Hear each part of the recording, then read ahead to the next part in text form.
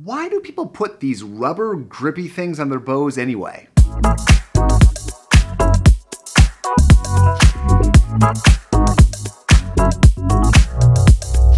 What's going on? It's Jason Heath, and I hope that the term bow condom makes sense. That's just what we always call these in music school. You could also just call them rubber tubing, and they are essentially just a bit of rubber tubing that covers where the thumb intersects with the bow and the first finger intersects with the bow typically, and there's a lot of variability in these, for French bows. There's a lot of debate in the bass world about whether these are great or maybe not so great. I know a lot of bass players that swear by them. I know some that are apprehensive or they don't use them. So in today's video, we're going to take a look at the advantages, the possible disadvantages, and why I decided to stop using one of these after many years.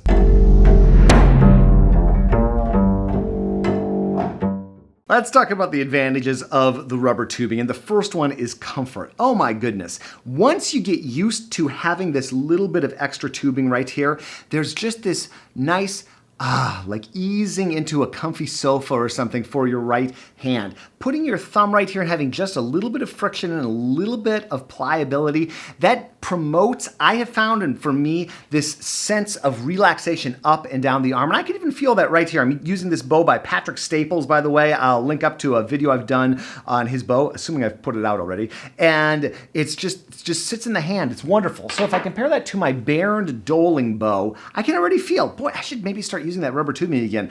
It just slips around in me a little bit. It slips around, whoop, if I'm not careful. So what do? I have to hold it a little more firmly, and I don't like the word firmly in bow hands. So that is something that's just a little bit of an advantage for the rubber tubing. And really, if I think about advantages, that's probably the only advantage of using one of these is that but that's a huge advantage, right? So let's get to the disadvantages, and I don't think that these are a big deal. And again, professionals all over the place use these, and I've seen cellists and violinists and violists use these. So this is an accepted part of string playing these days. But one of the disadvantages, you gotta get this thing on the bow. And how do you do that?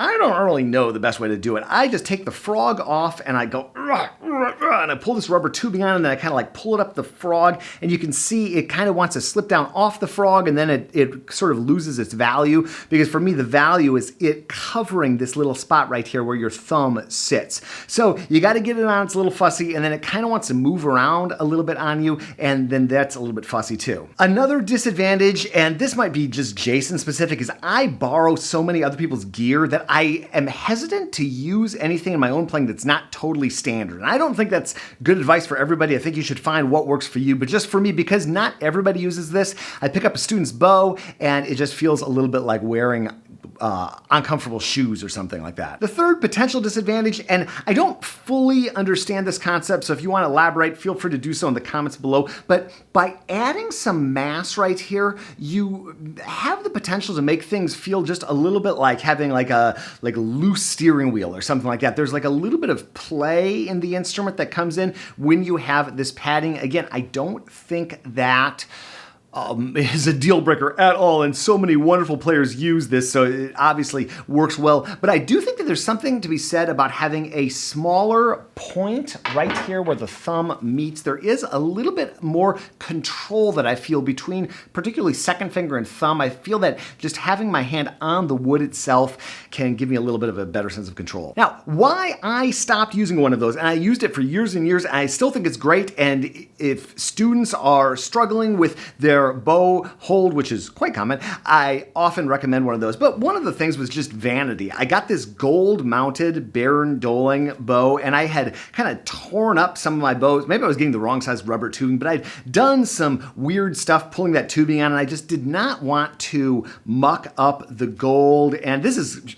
aged. I've had this bow for about 15 years, I think, so it does not look as pristine as it did, but I just was hesitant to do that. So maybe a vain reason, but that was my reason. The next reason was I just wanted to see if I could control the bow after so many years of using that rubber tubing, and I did get comfortable holding the bow again, and I did find there to be a little bit of maybe a control advantage. It might be the wrong word, but I did feel some sort of benefit from not having it on there. The other thing that helped me, and one of the reasons why I think I stopped using the rubber tubing, is I started to experiment with what's called the Italian bow hold. And there's a wonderful video on the D'Addario Orchestral YouTube channel I will link up to with Gabriele Raggianti explaining the Italian bow hold. This is a bow hold that a lot of people in Chicago, where I lived for many years, use, and it's very cool. But essentially what it is instead of holding the bow right where you normally do, where the frog meets the stick, you take the thumb and you let it live right at the edge of this little curvy spot on the thumb. I'm sure there's a term. Sorry, I can't remember it right now.